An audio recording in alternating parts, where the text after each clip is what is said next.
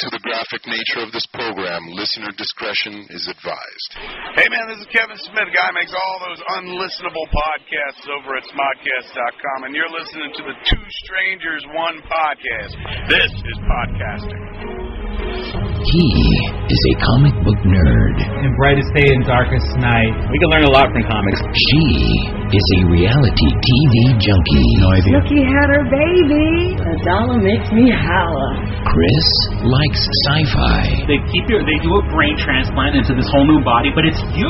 Kristen likes celebrity gossip. Breaking news. Oh, more breaking news? Official. Official. Before it was just a rumor. These two, our paths, we're back in together. What do they have in common? Nothing.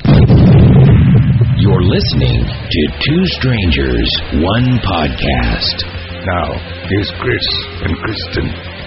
Well, hello and welcome to Two Strangers, One Podcast. I'm Chris. And I'm Kristen. Well, hello! Well, hello! We're going to blow up your speakers. Yeah. I always notice, raise the volume in the intro and then hello! Off the charts. And you know what they say, Kristen? What? What do they say, Christopher? Money helps you get women. Women don't help you get money. Okay. I don't know.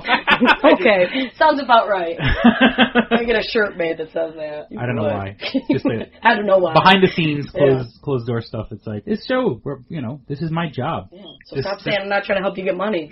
You're like the first woman to help me. Yeah, the first one. I think you're the first woman in my life to ever help me get money. Breaking through.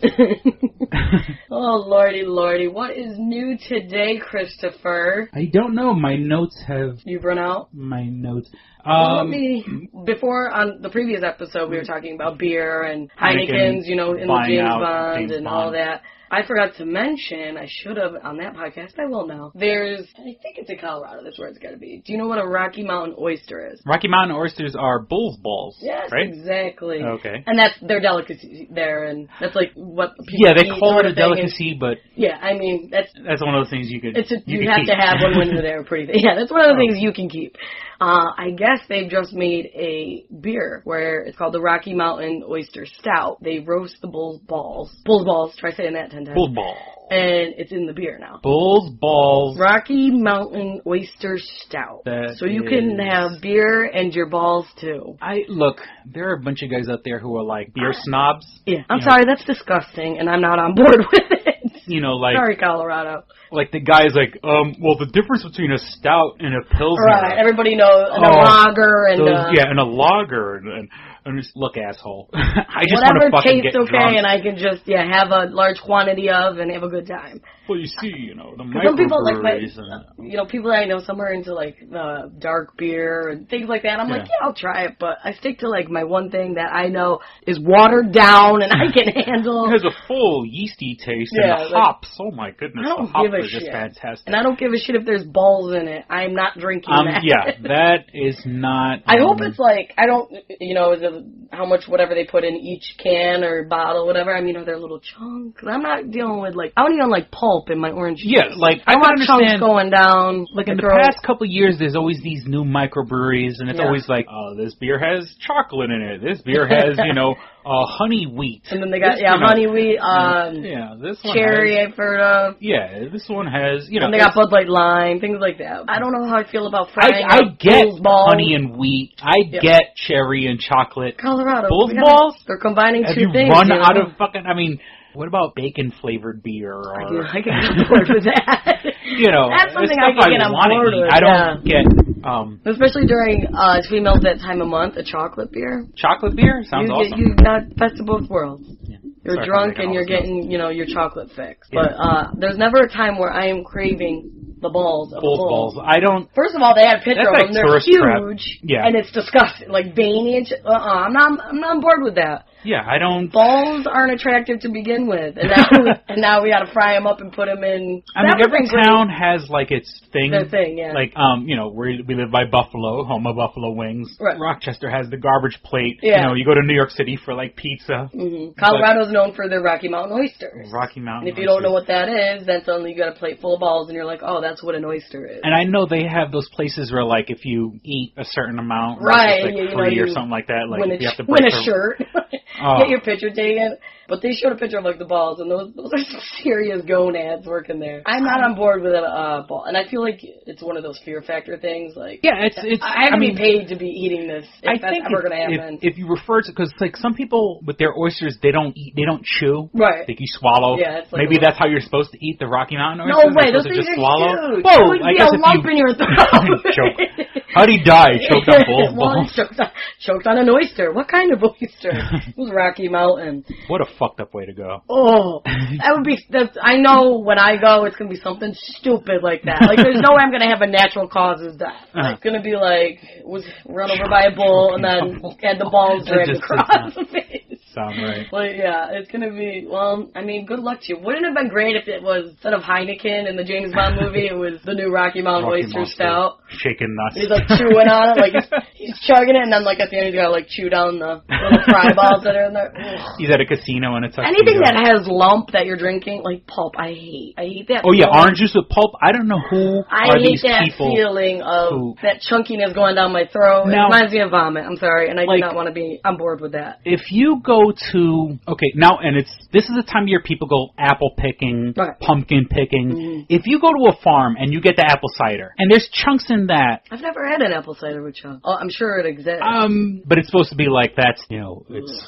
It's part of chunks. That's what I'm saying is that, like, if you went to a mom and pop's place and you got something with chunks in it, okay. Right. These factories, like a Tropicana, you can as much as, and I'm a fan of Tropicana, even though I totally admit it's orange sugar water. Yeah. It's orange, there's no orange, there's no actual juice in it. Orange drink. Yeah, drank. Who are the people that ordering it with pulp? Who? My mom. She likes pulp? And my brother. I'm like, doesn't it? It's just a weird feeling to me, and I'm not on board with it. I don't. They're like, well, it's better for you. I don't care. If I want pulp, I'll eat an orange. Exactly. I have no problem eating. If you went to a mom and pop place and got something with pulp in it, I get it. Not a factory that pumps out. I'm bored with it. Yeah, I don't. That's what, like, with this beer, like, it's obviously it's got the fried bull's balls in it, so they gotta be like little chunks of something. I don't know. Maybe it just has the flavor of balls, but who would want ball flavor? I want my balls. Like, give me half the money. I'll dunk my balls in your beer and call it a day. Like, save the I'll get little some balls Budweiser for last on the bottom of your can. And you come across a hair, catch a hair. That's always the grossest. When you have to pull the hair out of your mouth, like, and there's like food still in there. This one time, I think that's probably what scarred me for life with hair and food. Mm-hmm. We were actually at my friend's house. So it was like people that we knew, too. It wasn't like a fast food restaurant. And this was during the time we were in middle school, so braces were on half of us. We had whatever taco dip one of my friends made at our house. So, and my other friend's eating, she's got their braces on, and it's just like this hair. She's pulling it out, and it just had, like, taco dip on it, and it's, like, coming out of her braces. It's like the magician with the magician with an handkerchief. And I was just like, and after that, I did not eat the dip, and I've just had this whole thing with hair and food. I'm not on board with it, folks.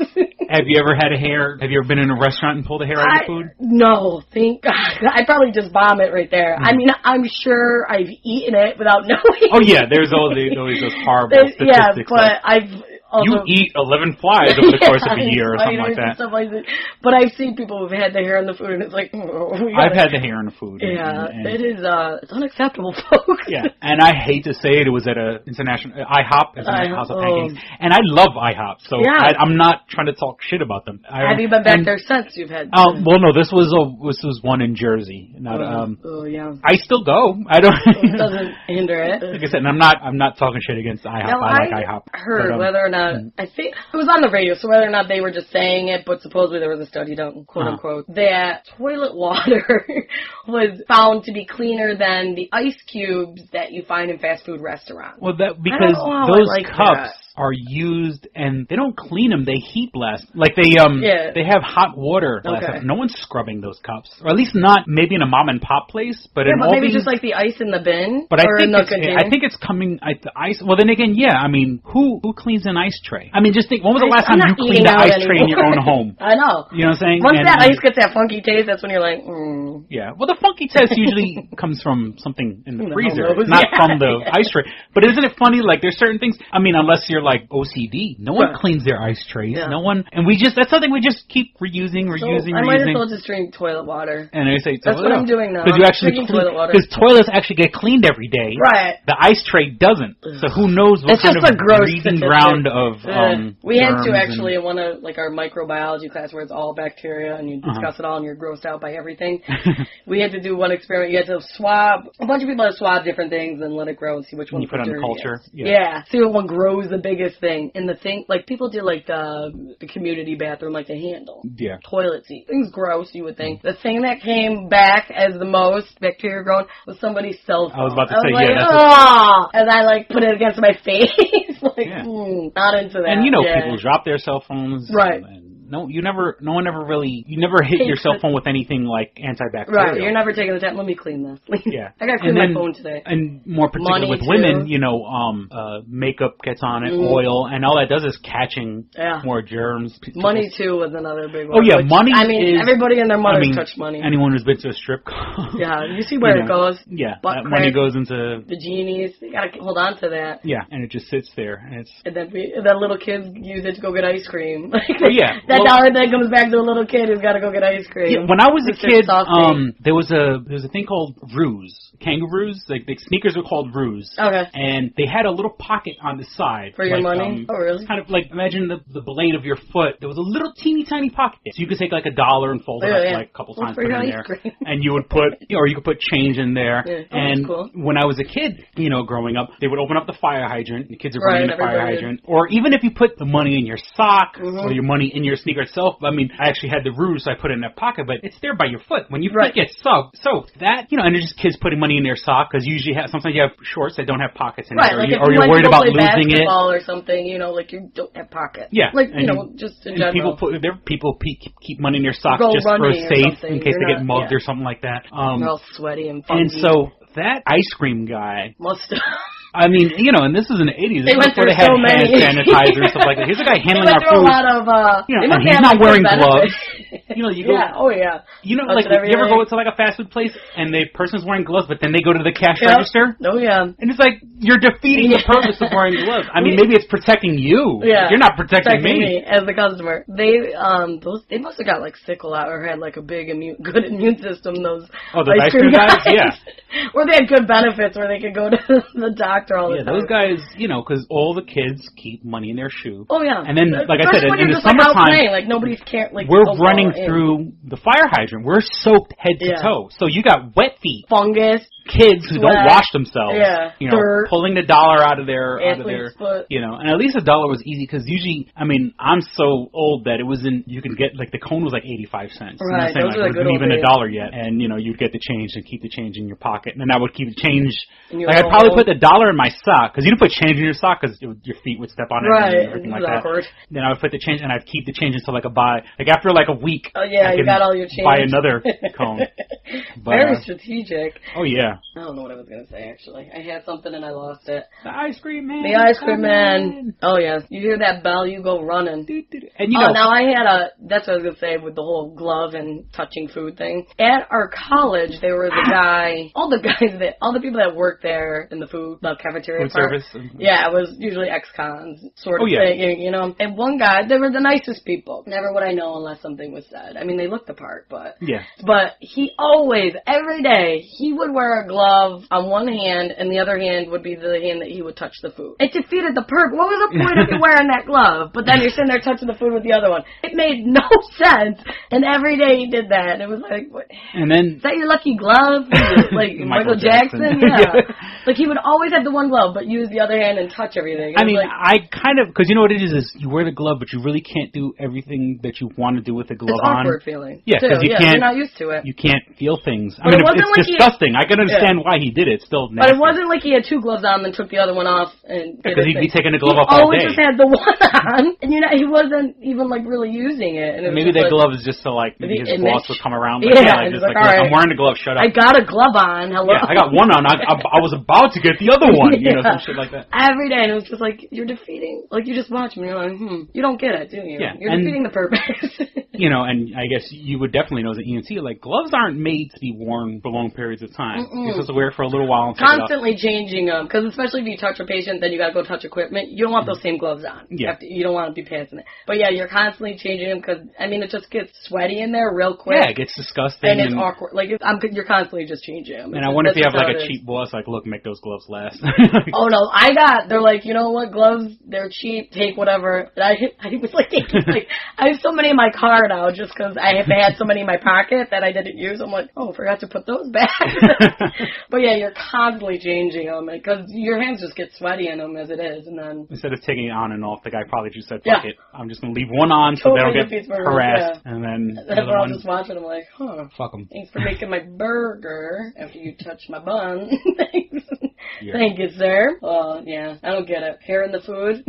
Back to like that with the hair in the food. I came across the hair towards the end of the meal. Of course. It's always it's never right at the beginning. Yeah. And I was just like, okay, I won't eat the rest. And I didn't even make a big, I didn't tell the waitress. I just kind of. I would talk a big game like, oh, I want to do something. But then I'm like, well, that's just awkward. I feel bad for them. They didn't need to do it. And then I would never say anything. Like I felt, which is stupid. I guess you should. And here's one thing that I always kind of like in a legitimate restaurant, because I'm pretty sure there's plenty of mom and pop places that violate the law. But, and I'm not trying, I tip all the time. I come from, I was raised, my father's very old school, but not old school where like you tip and you tip well. Right. Because, these people work on a service industry. And look at the crap they have to deal with. If you want not always great. If you want good service, you tip. And hopefully, if it's a place you go to all the time, the person will remember you get better service. It comes back to you. But it is funny when I hear like, they go, oh, you have to tip waiters and waitresses. And it's like, at the very least, they're making a minimum wage by the law. Like I said, I'm pretty sure there's plenty of mom and pop places that probably violate the law. But, when I was working in fucking bullshit retail, I was basically making 10 cents over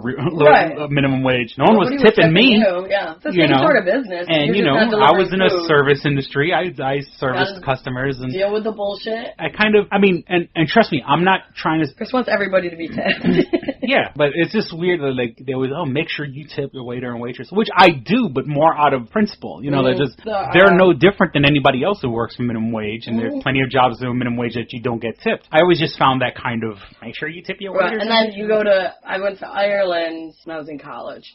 We didn't really know. We were, I don't know, how old were we, 20? We didn't know, like, tipping you don't really do over there. Yeah, other people... we're like, we got in, like, the cab, and we're like, how much do we tip with this weird money? We're like, okay, and then, like, he, of course, doesn't say anything, like, he took it. And then we're at a restaurant, we're like, how much do we tip? Finally, this American couple was like, oh, it's not really. Well, yeah, I've seen the opposite of that, where people who've come to the United States, they don't tip, and waiters and waitresses know that, so when they know they're servicing someone from another country, they're like, do you ever see what they call waiting? Oh, waiting, where she's like, oh, the fucking foreigners. And it's like, oh, now I see why she said that. Yeah. But it's funny. We're like, how much do we tip? We got this weird-ass money. We're like, we don't even know what it means, like, what it converts to. We're like, here. And they, of course, won't say anything. Yeah, it's... But finally, this one guy's like, no, you don't have to tip, so don't worry about it. We're like, that's the trip. Thank God you told us that in the beginning. Yeah, it's so weird, like, and I've been getting this a lot. Like, I've been going online and I watch a lot of comedians and stuff like that. Like, American audiences, like, when it comes to performers also, American audiences are a lot more, when you're an entertainer from another country, you come to the United States and you're not used to people cheering that much. Right, and it's like... And then you come to an American show and, people not from the United States love it because they're like, I don't get this kind of love in my country. Right. And, you Americans are the best. And it's like... They love me. It's crazy, like, how we are. That, and you would think, because I would get stuck at the stereotype that Americans are, like, assholes. Assholes. But we're American, you know that, right? Yeah. Well, hey, I've been... No, but just that, just like people always... They like playing for an American crowd because we cheer. You get that love for the work that you're doing. Yeah. It's great to be loved, okay? And I remember years and years and years ago, there was that Mike Tyson fight. I forgot who he was. I want to say Buster Douglas, but I could be wrong. And was this before the ear incident, or? It was, before the ear incident. It was like the first fight Mike Tyson had after, like, getting out of jail. Like, he had fallen from grace already. Okay. So he's fighting in Japan. The Japanese audience audience, they don't clap or cheer, and because a silent crowd is a respect, you know, that's their sign of respect is sitting there silently, which is so making noise is disrespectful. Because I feel like, especially sporting events, like you're like excited. Why wouldn't you? You know, like you feel that energy. Why this is like a high profile thing, so it's a higher. It's gotta be so that's different. So like here you used to cheering crowds of people, and everyone's sitting there dead fucking silent. Well, it's almost disrespectful to make noise while at a performance. Yeah, you don't want to disrespect their culture, but it's gotta be so crazy. Yeah, I won, and it's like dead silent. And I won, right? You know, and in their mind, they're doing the right thing. Right, yeah. And they're like, I won, right? No? Okay. We'll just move on, all right. And there would be, you know, if somebody farted, in the back to the fart trucks, everyone would hear it. Good Lord. Yeah. No, it's different. Cultures are crazy. And it's like, you know, you would think also, like in other countries, I take it for granted that we live in New York, and, we live in the United States, being a drive to New York. People come through any kind of show that I want to see. I can at least make the drive and go to New York City to see it. You know, these people in Europe and stuff like that, they don't have that luxury type performer, big time performer comes, it's a fucking event. Yeah. Like in Germany, they have this thing called the Wacken Festival. It's spelled Wacken, but they pronounce it Wacken. The Wacken Festival. And it's a 3-day heavy metal concert. It's like, I guess you could call it like festival type thing, because it's always like... Yeah, it's a 3-day festival, and everyone fucking band... I mean, which is cool. I would like to have that here. I guess that's what they were kind of trying to do with iHeart. The iHeartRadio. Vegas, but that's an evening. Yeah. These things are 3-day festivals. That's what I wish they would have. Yeah, I guess the closest thing we got to was like Woodstock or something. Right, and that was going. And so, but that's the whole thing. We're so spoiled in the United States. We could see somebody and then give it another month, see another body. Over there, since touring isn't that, whatever, when they tour, it has to be a big event. When they tour, it's big. And those people, now I was watching, I'm just all over YouTube. These people, they go to Wacken, they go to these... Wacken. Now, it's like going to a comic book convention. There are people you always bring it back. There are people... since it's such an event, people go dressed up. I mean, predominantly they're like comic book heroes, but like since it's such an event, like you'll dress crazy and you wear wacky glasses and you'll, you know, saying like it's a big giant party. You know, we're so spoiled in the United States, we take it for granted. Like, they'll be around eventually. Right. You know, these people. This is a once a year thing, and you're gonna go, which is cool because it's something to look forward to. Yeah. You know, and these people, like, you know, it's in Germany, but they came all the way from England. They came from France. They're all over the place. Yeah. Which, like, with that iHeartRadio, like, they brought huge names together, but yeah, it was like one evening. Wouldn't it be cool if you spread it out and maybe went to different places in the U.S.? Yeah. Because that was, like, all the way in Vegas, right? Yeah, it was in, like, if you went... yeah, it was in Vegas, so. Like, if you went to, like, big... for a second, no, it's Vegas. It was big Las Vegas. cities with all those people, be a good time. And you did it for, like, a couple days, so not everybody's there at one time. You have New York show. I'm on board with that. We'll host it. The iHeartRadio. I'll get in touch. You know, like, I've played with the iHeartRadio app, but I did too. It's too mainstream for me. Yeah. You know, like, I played it once Django. and I haven't used it since. So I guess that's because I mean everyone uses Pandora. Yeah, like I'm set with that. And then I use this other one called Django, which is like Pandora. On my phone, I got that Slacker one. I haven't really used it. I haven't had a chance to play with it yet. And once again, you know, I guess with my taste in music, But I think it's like Pandora is the whole. Oh yeah, no, it's the same concept, and you know, it is funny that when you think about it, like if you have, it doesn't take much to set it up to record that music off your device. Like you could basically get music for free. Yeah. You know, it's years ago there was one business model. Then MP3s carried the whole fucking industry in his head. Now you could just get, especially the new top 40 stuff, you can get super easy. You know, all you got to do is connect it to the input of your computer, save it as an MP3. There you go.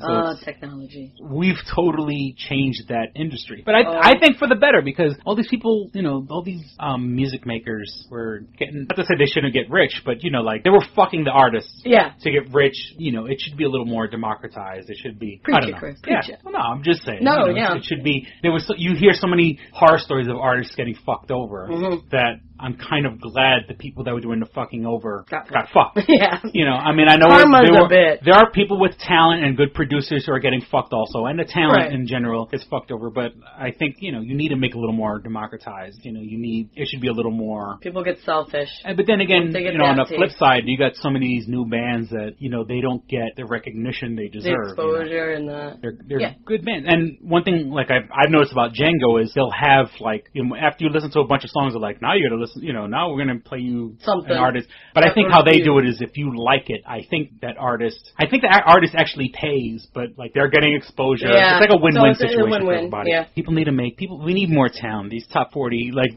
that old business model that still lives on, I just don't get it. I listen to new radio and I just... People that are in the music industry need to write their own stuff. You know what I'm saying? Like this Beyonce where all the stuff's written for you, you just belt out the note, we got a hit. Yeah. Like, I don't know, if you're talented, you're the whole package. You can play the music, well, you don't necessarily have to play, but you can sing and you can actually write lyrics with your group. Yeah. This whole where there's a bunch of people sitting around a table, they write the song and... behind an artist. Yeah, and that is crazy. Sorry, Britney Spears. I love you.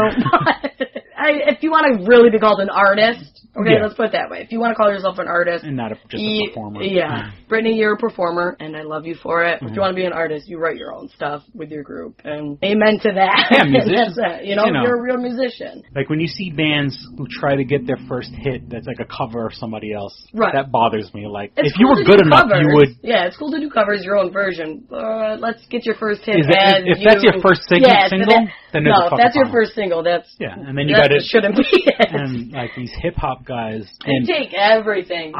It's so weird Kanye that West, kids... everything from... Kids are so... And you would think in this information age, things would be a lot more exposed. These guys are sampling stuff. They're playing it to kids now. The kids are too young to know that it's a sample. Oldies, from... Yeah, And they think it's some new shit. This is new. Listen to any Kanye West song, and you will hear oldies all day. Yeah, that's all it is. Which is, I get it. There is an art to sampling. Yeah, I'm not trying to take that away, but... Like, literally every time, it's like, you can't come up with anything on your Yeah, own. and a guy like Kanye West, you have a team. Right. You know what I'm saying? There's a bunch of guys you have producers, you have people who want to collaborate with you. Come up with stuff. Yeah, I don't know, whatever. You people do what you do. That's why I like metal. You really don't see metal doing that. Doing that? Yeah. And it just, recently, metal has kind of fallen off a bit. A little bit. Like when it got over to like that everything screamo goes up and emo down. kind of got the thing, and it's like, I like music that you can hear the fucking performer. Mm-hmm. Like, you can hear the lyrics. That screaming shit, as much as, I like to scream, and I think you should at least be, not legible, that's not the word. Legible. Audible. I guess that would be it. Coherent. Yeah. Coherent. Screaming isn't maybe I'm an old guy, It's not music! Yeah, here we go. Technology. What's a computer? In my day, men wore women's pants. Speaking of Kanye and Kim Ye. Oh, boy. We talk about them so much. I just want the Two Strangers, One Podcast curse to strike. But the gods are in their favor right now. Looking for a house in Miami. They're moving too fast. That's what I think. But that's where the curse is going to come in. Yeah, that's her thing. She likes to get together, get married, call it quits, start all over again. Get together, get married, call it quits. Yeah. Looking for... But I think they're a match made in heaven, unless she finally gets sick of his diva ways, he finally gets sick of her diva ways, that sort of thing. You can't have... Two those divas two in one people house. love the spot. Those are people who push other people out of the spotlight. Excuse me. That's not gonna... Yeah, it's not gonna last. It's not gonna... Finally looking for a house. I don't know. They're gonna... I mean, they have that throwaway income that I guess they can go buy a house, and then if they don't need it, they can get rid of it. And that's just... Go to that's Miami. A disaster waiting Go to Miami. See you later. She's getting closer to us. Yeah. And I did, like, when I mentioned the other episode, like, I watched the last couple minutes of Keeping Up with the Kardashians, and it was, what's this, the tallest sister? Chloe was like, you see Chloe talking to Kanye, like, in the corner, and like, like... And that's what she did with the last one, too, and she's like, I don't approve hurt of my sister, I'll hurt you. I'll grind your bones. Always threatening, always. Yeah. No, I'll get my I'd be husband scared to kick her. She wouldn't even get the husband, it's her. She'd do it. She'd do the ass kicking. Boy, she did not look good in that episode. Like I said, on my Facebook page, I have a picture of her. Moments. God bless the Photoshop artist, because she looks fantastic in that photo, but on that show... I like her the best, though. I like her and the older sister she seems like a sweetheart. Because they're both tell like it is. Like, the oldest one, like, hates her mom. She's like, yeah, you totally fame whore us, and you like Kim the most. And same with Chloe. She's like, yeah, you totally like Kim the most. Like, they're actually real. You get that real sense with them. Like, they just don't give a shit. And, like, she's kind of been looking run down, so she obviously doesn't really care that much. But I feel bad because she doesn't get that bad rap. Yeah. But there's the two that actually like Kim is always waking up with a face full of makeup and hair done. Yeah. That's not real to me. Yeah. And they call you out on your bullshit. They'll actually do that. 30 pounds of concealer. Yeah. Oh, yeah. It's like, you're pretty naturally, too. It's not like you're covering up a lot. Yeah, probably insecurity issues and stuff like that. You gotta look this certain way. Now, supposedly, there's a rumor going on, so nothing's been confirmed. Kris Kardashian, the momager. Yeah. The momager? The momager. The Queen Bee. Possible talk show in the works on Fox. What can you talk about? Your life has been, everybody knows everything. Yeah. What advice are you going to give? You're on TV 24/7 as it is. Yeah, what are you going to bring to the table on this talk show? It takes, for the people that are talk show hosts, like some people are naturally good at it. Natural, I love Craig Ferguson. I love Ellen. They just have that natural personality to talk to somebody and get the conversation flowing. Yeah, it's all she talks about is her family. Yeah, I don't.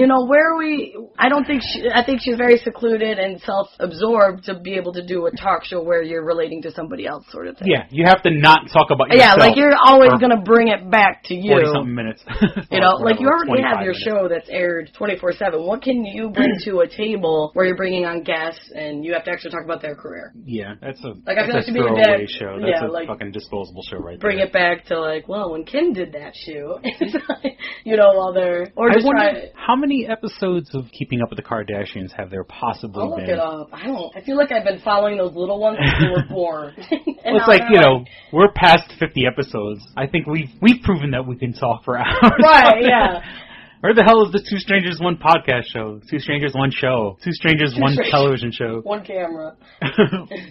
We need a good don't have that much drama. That's the issue. Yeah. They got 3 kids, so there's always going to be if you're going to be in a talk show, there's no drama. You're bringing on guests and you're talking about them. Yeah, it's, when you're a talk show host, you can, like I said, like a Ellen DeGeneres or Craig Ferguson or David Letterman. Those are 3 people, off the top of my head, which I enjoy their shows. And they keep the flow going. They have their own jokes that they they're funny, but it isn't about them all the time. Jimmy Fallon, I want to put my fucking fist through the screen. I don't really watch late night TV. I don't really watch the show, but I have friends that are fans of Jimmy Fallon. Okay. He cannot let a musical guest come on. He's always got to play music with them, and he had Paul Simon on, and he's playing with Paul Simon. Just the fact that he gets the fucking Roots, a band in and of themselves, and nothing against the Roots, but go do your own thing. How much fucking money is NBC throwing at these guys for a band that's supposed to be, because their thing was they were hip hop, but they play their own instruments. Mm-hmm. So they're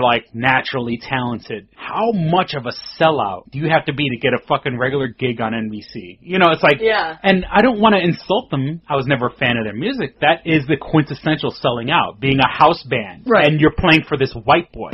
You know what I'm saying? I don't want to make it a racial thing, but you got a steady, those checks clear every fucking week. But this idiot's, the band is always the kiss-ups. Mm-hmm. You know what I'm saying? Every band leader on TV. They can't bash the host. Yeah, it's that wouldn't work. You sit there and you have to laugh at the jokes and what was that guy on Letterman, there's Leno David guy. Letterman, the guy on Leno, the guy that plays the guitar, the black guy. Yeah, and he has talent. Yeah. He has to sit there and fucking pretend laugh at Jay Leno's jokes, and you'll hear it in the background, him laughing, And he's way too excited for those jokes. Oh yeah, he's ready. He's just ready for the joke. He is a talented musician. Absolutely. And forgive me to get real for a second. He's a homeboy. He's a brother. He's got talent. Jay Leno's jokes aren't that funny. Where you're laughing out loud. I have to go and give respect to Jay Leno because he's been doing it for years. Absolutely. But his jokes aren't that funny. Right. He's playing to middle America. The people who laugh at these are people who laugh at fart jokes, And this guy, he's laughing so hard. Jay Leno is the funniest fucking thing on the planet, and it just doesn't. You think they hang out outside the show? No. As soon as that show's over, Jay Leno jumps into one of his many sports cars. I think he literally has an airplane hangar full of cars. He has a Bruce Wayne collection. Yeah. He is Bruce Wayne. A collection of all these cars. With a chin. Now, I looked up Keeping Up with the Kardashians. It's not breaking news. It's not giving me any specific number, but is there an episode guide? Maybe it did. Well, it premiered in 2007, fall of 2007. Oh, okay, wow. And Jesus Christ, 5 years later, it's still going. I think it's on its 9th season, and this September was its 9th season. In 2007. Jesus Christ, have we been subject. Like I said, I remember when the two were like years. real little, and Scott was still a deadbeat, and like he was always tanning in the backyard. Like that was when like nobody had jobs. Like yeah, and you're telling me we can't? Well, we got to do a sex tape. I think. Okay. We have to do a sex tape. We're committed. That would be. We'll do like a Hulk Hogan sex tape. I read that the Hulk Hogan sex tape. Apparently, I think he said it was like from 6 years ago. It's not even like relevant. Yeah. And it was some brunette, but it was his best friend's ex-wife. Okay, here's the speculation. But do you know the best friend's name? Bubba the Love Sponge. Yeah, what the hell was that? Well, no, Bubba the Love Sponge was a guy who was a shock jock. Okay. Because I read that and I was like, who the fuck is Bubba the Love Sponge? He was a wannabe Howard Stern. Okay. And what had happened was with a name like that. Back when terrestrial radio, right before everything flipped over to satellite radio and terrestrial radio nowadays, unfortunately, of course they want to give us a gig, I'd be more than happy to, but terrestrial, like I said, I'll do fucking Kansas. I'll do the morning show in Kansas. Hello, terrestrial radio, before it finally folded, Bubba the Love Sponge was one of those guys that had like a few markets, and he would technically be in competition with Howard Stern. Okay. And Howard Stern fucking destroyed him. Well, it's Howard Stern. And like, when you're based out of some small town, like you get props from the town, like, hey, here we are in Ohio. Give me that big head there for a minute. And the people in Ohio love you, but outside of Ohio, and I'm just using Ohio as a reference. I'm not saying that's where he was. There was almost like a battle between Howard Stern and Bubba the Love Sponge. Where did this name come from? And there was another guy named Man Cow. That was another guy. I mean, where? How? Yeah, oh Jesus, what was Bubba the other guy's the name? Love Sponge. Clearly, he wasn't a good love sponge if his ex-wife went to. There was this other guy, Tom Likas.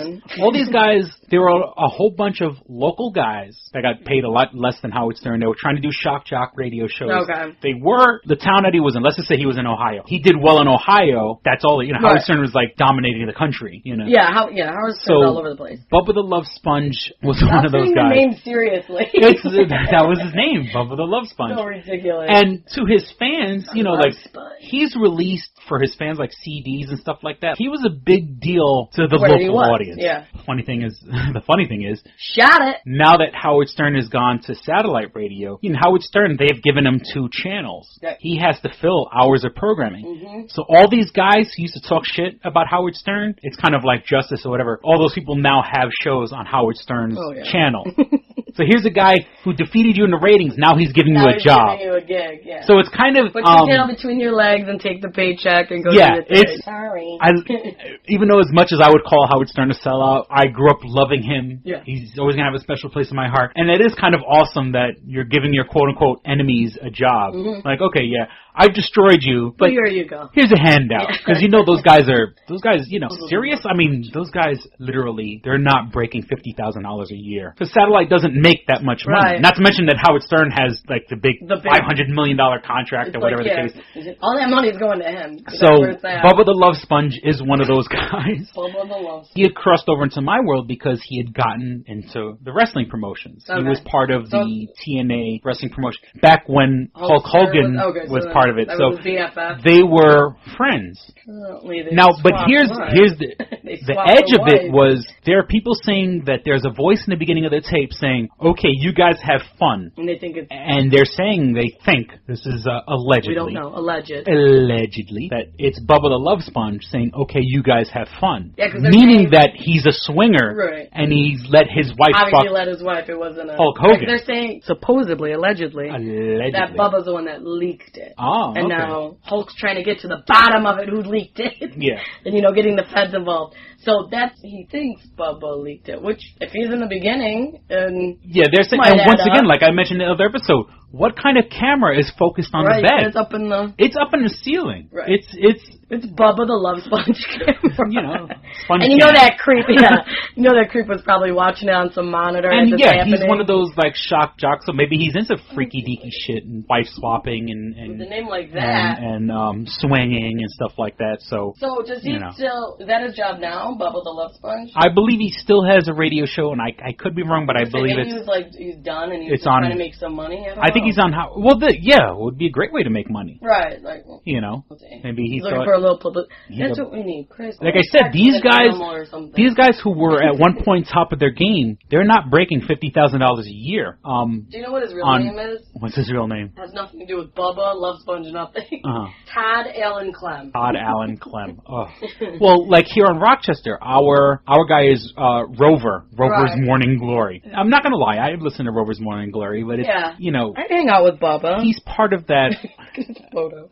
You have to lower yourself to a certain audience. Yeah. Like when they do all those stupid tricks and they have all the interns. I think right now they're doing a contest like League of Extraordinary Idiots. These guys, it's so like they've made their show degrading the interns, and that was that's what I hated the most about like Howard Stern when they have all these hangers on. Yeah. Now the good thing is they're such idiots and wanting to be on the radio so bad that they'll degrade themselves. You don't have to pay them. You don't. What I'm saying, you're getting free entertainment out of these dummies.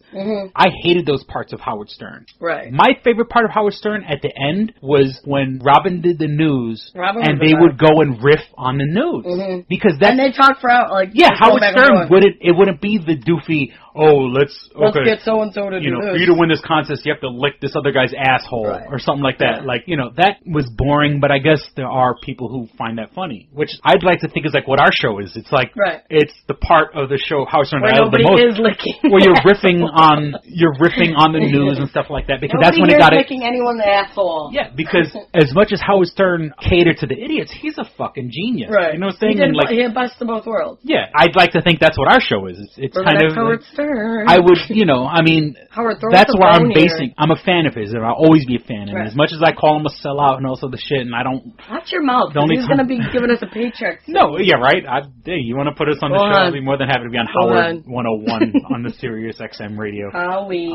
Two Strangers, One Podcast on Sirius XM. But yeah, I loved the last part of the show. I used to love the end of the show when he would just riff on the news, and Robin went along with the hijinks, but she never degraded herself. Right. She never did anything She wasn't involved in that part. She had a certain class about her, which I loved, and she brought a certain seriousness. And of course, she got into it with the guys rolling her eyes and dealing with this bullshit. That's what I loved about Robin. Robin always gave, and I think that's you. You're sign of professionalism. Yeah, I am the Robin. You bring the respect to this show. I'm the fucking professionalism. I'm the fucking creep and low life and all this other shit, and you bring the respectability to the show. So just so respectable. That's what I loved about the show, and if you want to call it copying, this is my copy. I grew up on Howard Stern. All right, Howard, we're waiting for your call. This is my homage. Your homage. Homage. My homage. Homage. Let's see, what else do I have? You don't have anything today, Christopher? That's all. Well, actually, let's take a quick break. Quick click and hit. From our sponsor. Click and Hit, enhancing the experience for all recreational smokers. Click and Hit is a one-handed portable vaporizer. This smoking pipe has a compact 4-stage design, complete with a built-in, windproof, butane refillable torch lighter. The large burn chamber holds your stash of legal herb or pipe tobacco. Click the button to ignite and inhale as usual. When you are done, put it back in your pocket for later. Smoke anytime with the touch of a button. No more carrying around grinders and tins. Leave the pipe, rolling papers, and even your lighter at home. The Click and Hit cordless vaporizer is no bigger than a normal cigar, making it the world's smallest and most discreet vaporizer. It's perfect for use in small places or shared rooms. It's efficient, getting 5 to 8 draws from your packed chamber. It's affordable at just $19.95 each. Buy 3 and the shipping is free. Buy 4 and you get the 5th one free. Visit www.click-n-hit.com. That's clickandhit.com. And now for listeners of Two Strangers, One Podcast, you can use promo code STRANGERS and receive 10% off your purchase at clickandhit.com. That's promo code STRANGERS for 10% off your purchase. We now return to Two Strangers, One Podcast. And we're back. Get the Click and Hit. I use it. Pulls very smoothly. We're using it right now. Lights up. It's a great little lighter on it. Get the Click and Hit. Click-n-hit.com. For all your legal herbs. For your legal herb. Like I said, I just use it for cigarettes, but I enjoyed it. Did you ever watch the show Weeds? I've watched the first 2 or 3 Speaking of seasons. Legal herbs, that's what I mean. Apparently, actually, I read the other day. Yeah, I watched the first couple of seasons, and I kind of got. But I had it on demand the other day because it was the last season, so I watched the first episode episode than the last. It was alright, the ending. This old couple, I don't think it was in the U.S. I think it was like England, something like that. They had whatever bush in the back, and they just kind of kept watering it. And they showed a picture of it finally. It's huge. This is a huge marijuana bush, and they had no idea. They had no idea that marijuana was. It's huge. And I forget how big they said it was, and like the feds came and they were like, we don't know. Oh shit. So they had to document. I would like to see this couple. Yeah, I know. They didn't show that because I was like, tie-dye shirts. I would love to be that girl. Like, I had no idea with my clicking it. Yeah. But it's like this old couple. Could you imagine though if that really was true? Like Grandma and Grandpa getting busted. Grandma, what do you? And like my one of the grandchildren's planning it back. Yeah, like a goof. And Grandma takes care of the. Grandma has our product. Now, like my grandmother, and this was in an apartment in New York City. My grandmother it looked like a jungle in part of the living room because it was right by the window, and it was a big window. You had a nice clear view of the sun of the East River. Oh. And so my grandmother, like my brother, like when you're like in kindergarten and you put like the seed in the water. Yeah. My grandmother had that shit. My brother was like 20. Like she had it all those years. She kept it and took care of it. My grandmother had a very green thumb. There are old people that that they take solace in growing their garden is their relaxation and their zen. They have a calmness to them. Like they're zen. You can see them. I can see an old lady inadvertently taking care of this bush, and marijuana plants grow tall when it's taken care of. The photo that they had, I was like, wow, that is a big one. It's huge. And then that's hilarious. Yeah, I was like, you can only imagine like their grandson was like, that's my fucking shit. What the fuck, Grandma? Little Timmy comes every week. Such a good boy. Such a good boy. Grandma, I'm gonna be right back. Let me just go back to. Well, you gotta go and sit and talk to the old people for a little. You have to like politics for a little while. You just gotta hang over a little bit, and then you go do your thing. Take some money out of the purse. All right, but he comes by every week. He's such a good boy. In our high school, it was basically built in like a square. So in the middle was like the courtyard, and you could cut through whatever. But there was a horticulture class, and those idiots took it. The degenerates, where it was an easy A. Yeah. Like you'd see them out there like raking and doing stuff. We're like, these idiots. They're really learning about plants. So then, like, I guess one year, like, there was just a marijuana plant growing. We're like, well, look who you got in the freaking class who's playing out there. Yeah. But it was like a huge deal. They, like, had to crack down on who would be out there and watch what's being planted. And it's like, there's a marijuana plant in our courtyard right now. Yeah. Growing steadily, being taken care of so nicely. Yeah. I love, like, I mean, of course, we sell the click and, we promote the click and hit. But it's like over here in Rochester, there's kind of the sketchy part of town is Lyle Avenue. There's a place in the bad part of town. It's called Lyle Avenue, and it's kind of like the known drug spot. People like, on Lyle. But there is a hydroponics store. Oh, yeah. Right when Lyle starts getting a little more nice again. They just opened one, like, kind of by Stone Road, which is borderline. You're starting to maybe get into the bad part. Yeah. But if you go the other way, it's the good part. Yeah. They just opened one up there, too, and I'm like, this is an odd place for it. Yeah, when you're going down Lyle and you... Lyle Avenue is not the greatest part of the town. But it's so funny, like right on the edge, right before it starts getting nice again, they know where to hydroponics store. I just love it. I love that, all these places are, and like I said, I don't drink, I don't smoke weed, because it's totally legal for me to drink. Yeah. You know what I'm saying? I'm dark liquor is the main but that's just my own personal choice. They should just make marijuana legal. Come on. What's...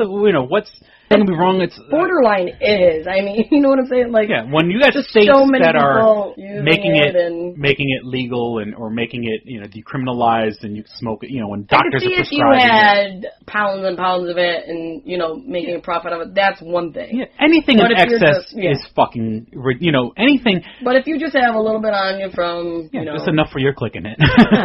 For your legal. they're one hit. Walk away. Your one hitters and stuff like that. If you got like bricks and bricks of it in your like I said, there are people who alcohol's legal. A lot of people turn into douchebags when what I'm saying. I mean, I'm a driver, and every time I get on the road, I'm putting my family's life at risk because there could be a drunk driver. I could be told this summer it's the other assholes on the road I have to keep an eye on. Yeah. And those are the people. If you can't handle your high, what I'm saying, you can't. You go out and have a couple of drinks without fucking getting totally sloppy, fall down drunk, and still get behind the wheel. Right. You're a fucking asshole. So those people, once again, you're gonna lose do it their fucking civil rights. As for, Chris loves taking away civil rights. I want to take civil rights. It's funny. I'm going to take away civil rights. I'm so for civil rights, but people like that have proven that they, when you know what I'm going to do? Take away your civil rights. Because how many times you hear these stories? It blows my mind when you hear people have 16 DUIs and shit and still on the road, never to jail time. Where the fuck are these judges? I'm all for, like I said, I'm all for civil rights. And I do understand that driving is a privilege and not a right. Obviously, when you got 10 DWIs, you've forsaken that 10 right. Times. Yeah, you've proven you can't play with the rest of us. Now, in I think it's Russia. I feel like that's who it is. If you, again, driving seen as a privilege. So if you get caught, it's not, you don't have your license for a year. I think it's 5 years. Mm-hmm. That's how serious it is. And their DWI rate is so low. So if you, I'm not saying that's what it should be here, but if you actually had these punishments. Yeah, if you want to stay home and destroy your fucking brain cells, go right ahead. Yeah. But when you're putting other people's lives at risk, then I think you should lose your civil rights. You're on the road driving. These people. Who the fuck are these judges that are allowing 5 DWIs, 6 DWIs? There's obviously, where there's a smoke, there's fucking fire. Because I've heard that, after you get your second, you're supposed to get possible jail time, things like that, but you have very rarely see it. In New York, they do take away your license. They take away, and of course, bad drive.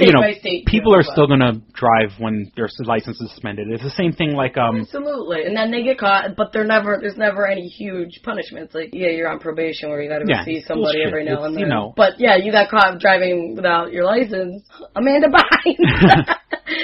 But you never see they're in jail for this long. There's no consequence. And it's hard to, I don't know. It's like those people who you never were grounded for the things you've done, which I never was. A serious repercussion for the actions of people. Like I said, I'm all for unfortunately, I know people whose lives have been affected negatively by drugs and stuff like that.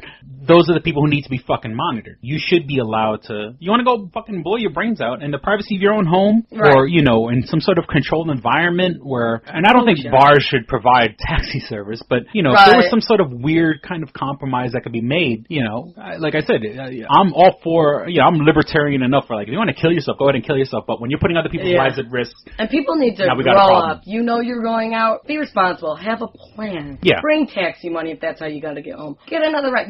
That you're going out. There needs to be, there needs to be a service that gets you from the bar, but will drive you back in the morning to go get your car. Because there's no one ever has that plan. Everyone's like, oh, well, you're going to take a taxi at the end of the bar. There needs to be a service or a taxi that drives around with an extra driver. I guess that would be the local bus. Yeah, but you're going out. Don't be I'm just going to leave my car there and then that's it. You don't have the plan for the next step. Yeah. Because that's what people do. I'll just wing it. Well, no, you're ruining my night because we actually have no plan. We're just going out and good luck on getting home. Maybe some stranger will bring us home, that's how shit goes bad. Yeah. I think there needs to be a taxi service where, the taxi comes with an extra driver and the other driver drives your car home and the taxi takes you home. Or something like that. There needs to be... Actually, my friend and I, because we've always thought of, what's our $1 million idea? We'd need one so that we don't have to work. Uh-huh. And that was one of them. We're because we lived in Greece around here. We're we'd get this, we have our car and then we drive people home and then another person drives the car. But then we were with gas prices. That all came into play. And then we were should we do a flat fee? It only went so far with our thoughts. Yeah, but of course, that was one of them. That would be a genius idea. Just, you have two people, you trust that person to drive your car home, you follow each other to the destination, boom, pay me, see ya. Yeah. If only it was that easy, right? Yeah. Or you work with the bar or something like that, okay. Yeah. But people need to grow up. The 1:30 a.m. tram is leaving.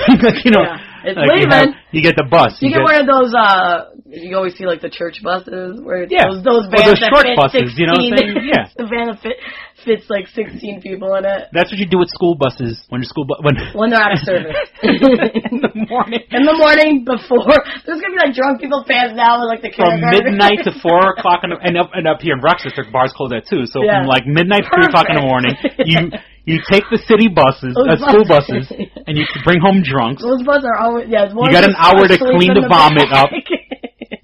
One's passed out. Like because think about it. Those school buses. When's the last time a school bus is being used? At the very latest, 8:00 at night. Perfect. So you get some, and it's a civil service job. Exactly. You have people work for the city. Pick up people from the bars. Like I said, you go. Who's this hobo on the bus? He's fucking. I think he's dead. You kids, shut up. You got a fucking hangover. The bus drivers have to search the buses for kids. There's that new thing where the bus drivers watch. That incident where so now you got to check the buses for drunks. Yeah, check them for drunks. Look, I think I've solved the problem here. They get rowdy in the morning. They pull over. We gotta get something to eat. Oh my God, going to IHOP. Like it leaves the bar, goes straight to Taco Bell. Yeah, perfect. You get a couple bucks from Taco Bell also. Exactly. Get subsidized. I see a win-win situation here for the school buses.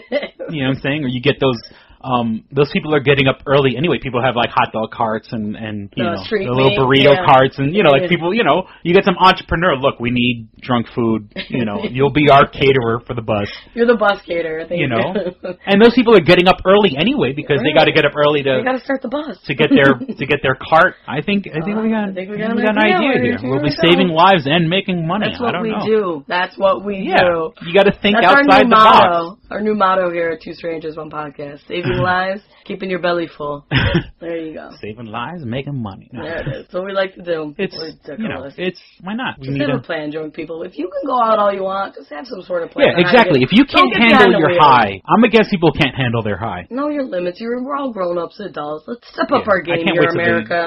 They're going to legalize marijuana soon enough. And I said, I mean, I have my own self-imposed not doing anything, but people need to just be a little more responsible and handle their own business. And saving America. Saving America. We reached it?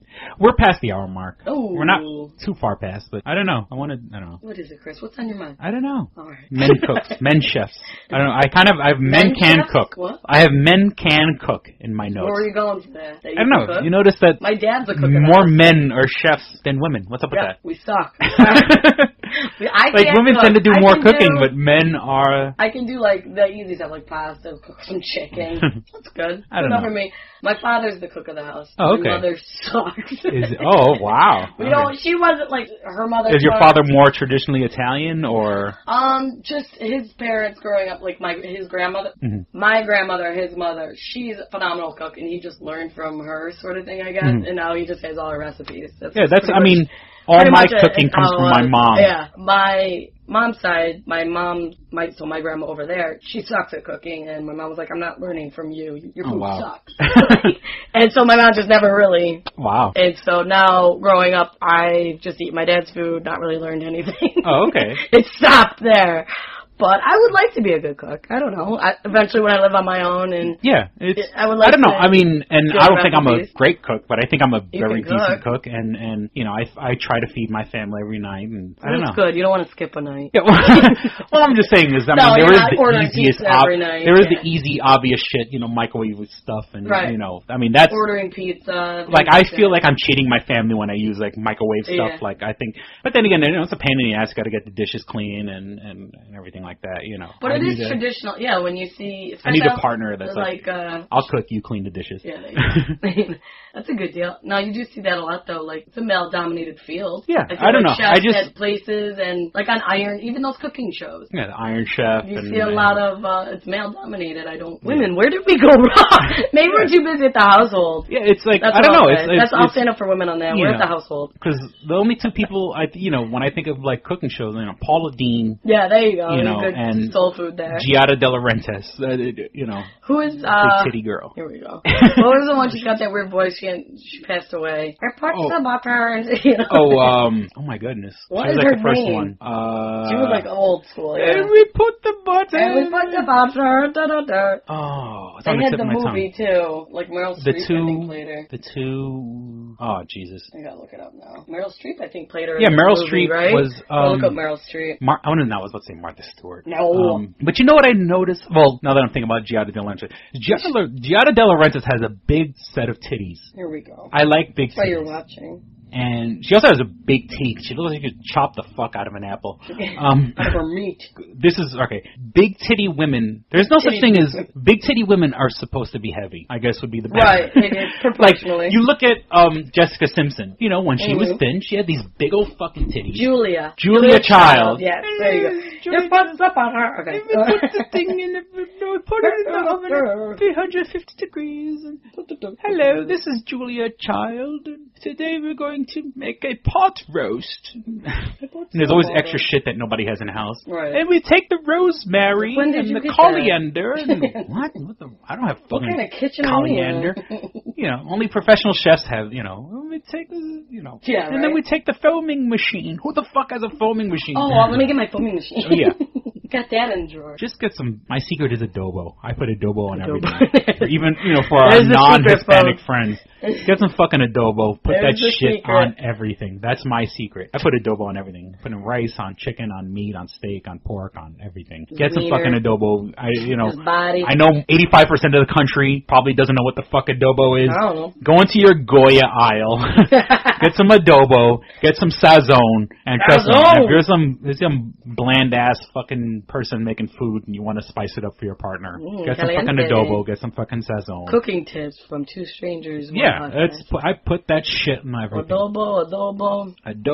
I know people probably listening. What the fuck is that? You go in your Goya section. Don't know. I ain't no fucking adobo. I ain't doing that. Find the Goya aisle. Get some adobo. Get some sazon. It's a collection of spices. You know, salt and pepper and all this other shit, paprika, and it's the right combination of everything. And I put it on everything. You know what I'm saying? Why waste time putting salt, putting pepper, but just put fucking adobo on it. Adobo. So that's my secret. But yeah, all these girls that grew up chesty, and like I said before, Beyonce, you notice as soon as they let go, they blow up. Girls with big tits. So guys, if you're dating a girl that got big tits and she's thin, wait till she starts with and you like the fact that she's thin and has big tits, you got to keep her on her game because they're supposed to blow.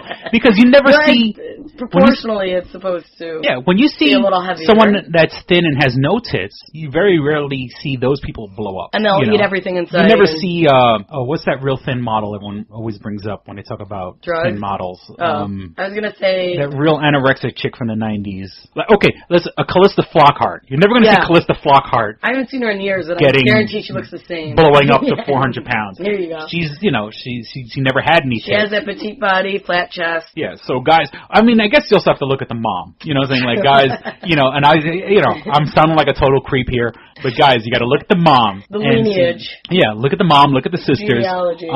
If she's got big tits and a thin waist, she hasn't, you know, and you see the mom and the mom's a big girl, that's what's gonna happen. Somewhere down the line. If you like the thin waist and big tits, then you have to... You're in the wrong. You gotta keep that girl You have to stay on top of it. You know, and... You buy her that membership. Yeah, and there's nothing wrong. Or you could get yourself a big tits that's a big girl and get her to work out. That's so ridiculous. Now everybody's just at the gym. Get a diamond from that piece of coal. Oh my god. No, I'm a fat fuck, so I shouldn't, you know. But you know, have you seen like a picture of me at my thinnest? I have a big head, so that's like when I was at my thinnest. I don't know. Yeah, I have a picture of my head. I'm about 290 right now, but I have a picture of me at like 175. But I also have a picture of me at 365. So you know, varies from me. I was a size 52 waist, and I went down to a size 36. You know what I'm saying? Like I literally halved it. Yeah, you did. I halved it. Yeah, halved it. Yeah, whatever. I was halved it. I was literally at 175. I was literally half the man I used to be. I'm half the man I used to be. That was your theme song whenever you walked in the room somewhere. I hate Pearl Jam or whoever the fuck that is. I hate 90s grunge, but, you know, this is the closest thing to the metal I'm going to get. I'm half the man I used to be. But, That was his entrance music wherever he went. I guess I'm supposed to be fat because I got fat again. But then again, if I hit, if I hit the gym, I'll probably get slim again. You know, I just need to. When I hit the gym, I need to get on my bike. That's how I lost all my weight, riding a bike. Yeah, I remember you saying that. So I was a big bike was always rider. on his bike. So I need to get like a kid seat, like for my daughter on the back, and just fucking go bike riding. She could stare at your ass the whole time. Yeah, that's kind of creepy. Where else are you going to put them? I know. I remember as a kid being in the back, but I don't I'm not like, oh, I was staring at my dad's ass. But now, like, you see it, you're like, that is really their only view. Like when you see with that wagon, that thing that has the thing in the back, I don't like that. That does not feel safe. Right. You know. I agree. I like the seat. Yeah. It's attached to the bike. You know what I'll do? I'll get one of those when they have like the TVs in the back of the car seat to shut up the kids. There you go. Put it on your back. I'll make a vest and put it on the back of the vest, and it'll be like an orange vest for safety, so people won't hit us. And then I'll get one of those little, they call them TFT screens, a little screen on the back, and then I'll just put a smartphone on it. I'll download episodes of Yo Gabba Gabba, and you just slam it there. And you put a smartphone in the back and put an episode of Yo Gabba Gabba, and she can watch the episode. And I don't even need. It's time to go. Aww. Yeah. And I guess it is time for us to go. It's actually time for us It's almost time to go for all you parents in the audience, or all you Gabba Gabba watchers, or you're a stoner watching Yo Gabba. Late night stoner. And that show is so fucking odd and random. I wouldn't be surprised if you're smoking weed watching Yo Gabba Gabba. Use your click in it. For all your illegal herbs. Please visit twostrangersonepodcast.com. Just the links for everything. You can go visit our eBay page where I'm selling DVDs, comic books, heavy metal memorabilia, DVDs about video games, DVDs about heavy metal. All the money goes to support the show. I make sure that all my prices are pretty much lower than everyone else on eBay. So I undercut everybody. The money does go to support the show. So buy something. If you don't like it, buy it. Throw it in the trash if you don't want it. Just give it to a nerdy friend of yours. You could also buy my book, Double Jackpot. There's a link to it on twostrangersonepodcast.com, or you can actually visit the page for it, www.doublejackpot.us. That's double jackpot, www.doublejackpot.us. $15 for a soft cover, $5 for a PDF file that you can read on your computer. You can like us on Facebook. Right under the cover photo, hover over Show and News Feed, click the like button. Because unfortunately only 10 to 20% of our audience actually gets to see every update. So the more interaction there is on the page, the more people actually get to see what's going on. So like us, share us with your friends, please. It takes 2 seconds, and it really helps the show. If you're enjoying it, it's a free show. Like I said, we're past episode 50. We got 2 days worth of entertainment, and you would go crazy if you actually stood up for more than 48 hours and listened to every episode. But you could if you want. It is technically possible to catch every episode or to listen to every episode. If you have an iPhone, iPad, iPod, you can go to iTunes, click the podcast tab, and search Two Strangers One Podcast. You can download every episode. And even if you don't have a mobile device and you listen to podcasts on your computer, download iTunes, totally free if you don't already have it on your computer. And you could go back and download every episode. Get an MP3 format, put it on any device that you like. The other way to get those episodes are actually on our page, Two Strangers One Podcast, where you can download the episodes, and that will definitely give it to you in MP3 format. You can put it, even if you have like a cheap $10 MP3 player, you can still listen to us. For Android devices, Android phones, all the new stuff, the Galaxy S3s, the Evo 1, and all those great devices. They got the Galaxy tablet, all these Android devices, and I love Android, and that's what I use. The Stitcher app, STITCHER. Once again, I can't speak about them highly enough. The people who work there are so cool. So if you have an Android device, you can listen on the Stitcher app. You favorite us, and you'll get every new episode as soon as it's updated. And of course, you can link to our friends' shows, our brother podcast on the West Coast, Livin' Lame, LIVIN. I think they still use a hyphen, LAME. Yeah, the apostrophe I think is gone, but I think the apostrophe is gone, but the hyphens are still there. Livin' Lame, and of course their other shows, Fox Den, The Breakdown, Real Chat. So you can catch all of our shows on Stitcher. You could look up their Facebook page, Livin' Lame Podcast Entertainment, LIVINLAME Podcast Entertainment. So if you like this show, you can check their stuff out also. Jesus Christ. Did you do it? That's everything. That's everything. Thank you for listening. If you want to support the show, every little dollar counts and helps, and we really appreciate it. We have the best looking audience on the internet. Gorgeous. I love you guys, and we certainly hope you enjoyed listening to the show and had as much fun as we had recording it. Thank you for listening to Two Strangers One Podcast. I'm Chris. And I'm Kristen. Don't be a stranger. See ya. Bye. All right, here we go, man. Go ahead. You want to read Double Jackpot. What is it? It is a self-published book by Christopher Cologne. Chris Cologne? Smells good to me. But Look at her. That broke that fucking cold little exterior. He's like, hee. But it is spelled C-O-L-O-N. Him punny. But Double Jackpot is a book about a comic book artist, Eric, who is in a loveless relationship with a materialistic I feel you, Eric. Lynette. Oh, fucking. Are you sure I didn't write this? Sounds hauntingly familiar. He starts cheating on his girlfriend with a more creatively supportive woman, Nadia. Well, I gotta meet her. Where's the Nadia? There's your summer girlfriend. Summer Nadia is Nadia. Nadia? Yeah, I think Nadia spelled with an A. All right. Both Lynette and Nadia play the double jackpot, the largest payout in lotto history, much like the recent Powerball. Both girls play his birth date as the winning numbers. Eric is now stuck between two of the country's richest women. Who will he choose? It's not that simple. This is a clever fucking idea, man. Is. Look at her, fucking. She's impressed. I am. She got some summer reading. Christopher Cologne smells real lovely with an original idea. This is. I've never heard this before. I haven't either. This is a self-published book, much in the indie spirit as Kev's Clerks. Oh, you don't even need to name check me. This is just a good idea. You could stand on your own, man. You don't even have to be like, hey, remember Clerks? This is nothing like that. This is way more original than Clerks. This is a good idea, man. Why didn't I think of this? I need something to read. This book is part of the Comic Books, Heavy Metal, Video Games Trilogy Book 2. Odd I See, A Tale from the Road, coming soon. Right on, man. It's part of a trilogy. This is the first part. Way to write, man. He's seeking a literary agent. Motherfuckers, anybody out there? There ain't no literary agents listening to this show. I assure you, sure. Sure. I assure you, sure. But somebody know a literary agent? Hook a motherfucker up! Chris Cologne come up with an original idea. I should tell Raskin. That's a good fucking idea, to be honest with you. That's a fucking rom-com right there.